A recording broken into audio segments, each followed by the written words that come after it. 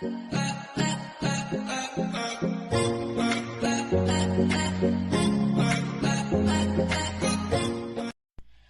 everybody, welcome to Manifesting with me, Lee, where I get to share my manifestation tips with you in the hopes of helping you on your journey of manifesting whatever it is that you want to manifest and using the law of assumption. So today, guys, I would like to touch on the subject of taking inspired action, right? So what is inspired action? Should you or should you not take it while you're manifesting your specific person? And yeah, I had mixed feelings in the beginning when it came to taking inspired action. I feel like it takes time. You know, you should have at least, gotten a few things in your system about the law of assumption, like affirmations down to a T to a certain extent, before you can actually get into inspired action. But let's look at what is inspired action.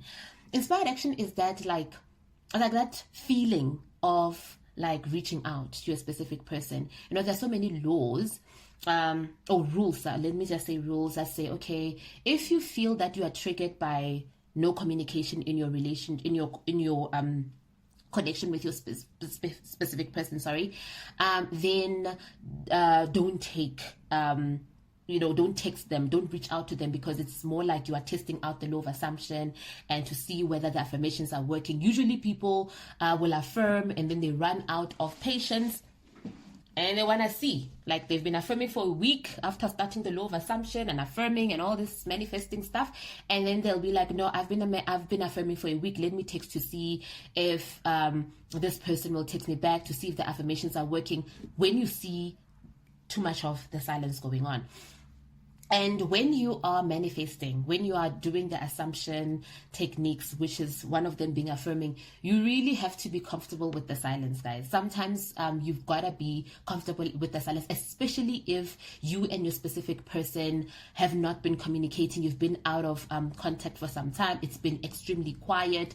You have to have this belief that whatever it is that you're doing, it's enough to get the person, it's enough to get them out of the hole that they're in. It's enough to get them to reach out to you. It's enough to get them to say whatever it is that you are harnessing about them in your mind's eye, right? So when you are just doing things like, let me do this method, let me do this affirmation and see if this person is already feeling it. That's one of the mistakes that I've done, like in the past, because I was impatient. I didn't know how it, I knew things as I went through the journey, because I didn't know about inspired action. I just took it to taste, as a mistake, Vela, and I didn't really know what it was. And then once I found out that what I was doing was not taking inspired action, then it meant that I had to retract and I had to really cut off no contact, like reaching out or calling him or texting him, any form of communication, anything that linked me to my specific person. During the time that I was manifesting them, I had to stop it because I was easily triggered, because I knew that if I reach out to my specific person and they don't respond and they don't text back and they don't acknowledge anything, any of my efforts, it's gonna break me. So I was still not really having my belief had not solidified yet. My subconscious was not programmed fully yet. So it would not be wise for me to do the things that trigger me. That is why it's so important to know what triggers you, so that when you do take inspired action, which is an act of just feel, you just have this good feeling.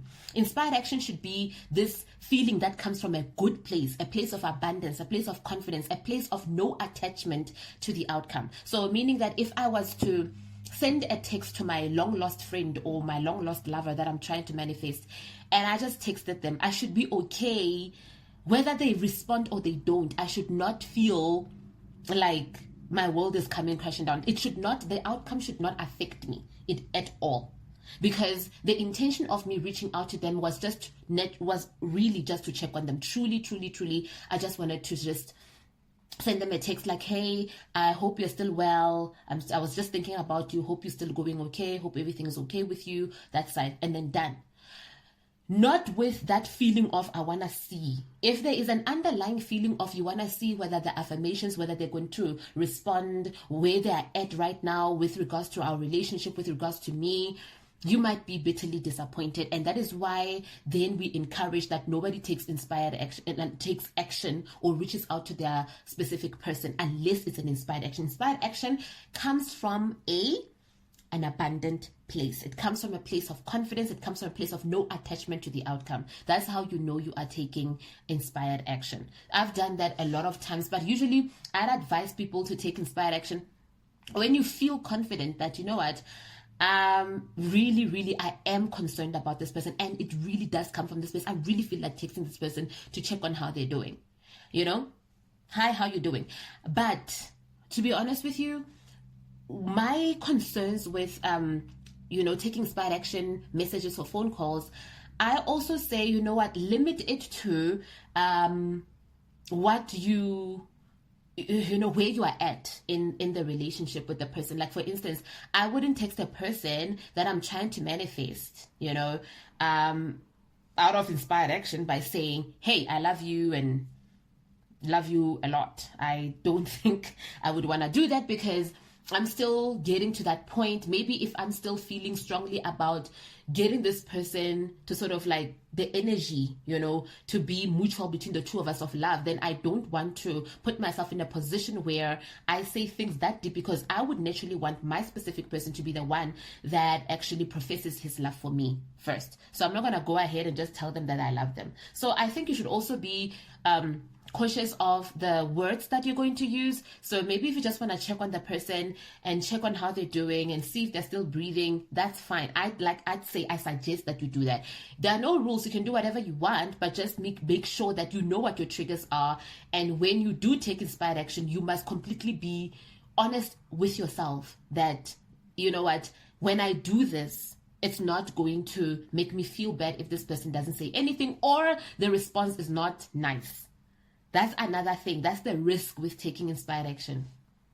So let's say the person blue ticks you, or the person just reads your message, leaves it on read, or the person just doesn't say anything nice to you. So some people would really receive things that are not nice. You should be okay with it and just be like, it's okay, I water under the bridge. You should be able to have that kind of attitude and still persist on affirming, manifesting that particular person. You should still continue. But if you feel that you're not strong enough to do that, then maybe it is not. That's how you know it's not inspired action. It's inspired action if you know in your heart of heart that you are not doing it to test the law. You are doing it, you are genuinely concerned, and you genuinely just wanted to reach out, and you feel good about reaching out, and you really don't care about the response. That's how you know you are taking inspired action. So next time you feel triggered to text a person, check, does it come from a place of abundance? Does it come from a place of influence from other people, outside sources? Or does it really come from a place of, that neediness and whatnot? That's how you know. If it comes from a place of abundance and you don't care what the outcome is going to be, you're on the right track. Then you can go ahead and send that text and reach out to them. But careful of the things that you say. Don't say things that are going to scare people off. Okay? But if you're going to say I love you to that person who has never really said I loved you, but you are the one who desires that your SP should say I love you to you first, maybe you shouldn't say I love you. Maybe you should just check on them and see how they're doing, and then that's it. And whether or not they respond or not, it should not really affect you. That's all that I have for today. It's really straight to the point. I've been getting quite a lot of questions about this. So no, inspired action is completely okay only if you are not attached to the outcome.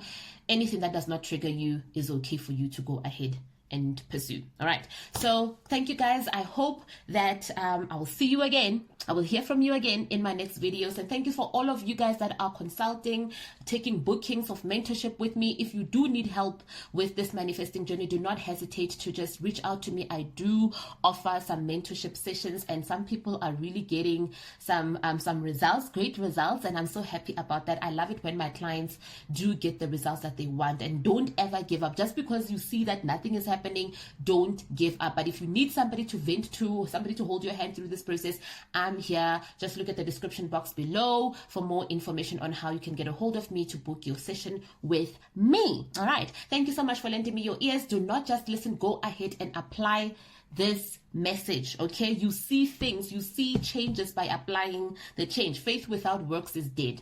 Okay, it produces no results basically. So go ahead and take in the word and go and apply it, and you will definitely see the results. And do not give up on what you want, because what you want also wants you. I'll see you on the other side of consistency in the next video. Don't forget to comment, like, share, and subscribe. Bye bye.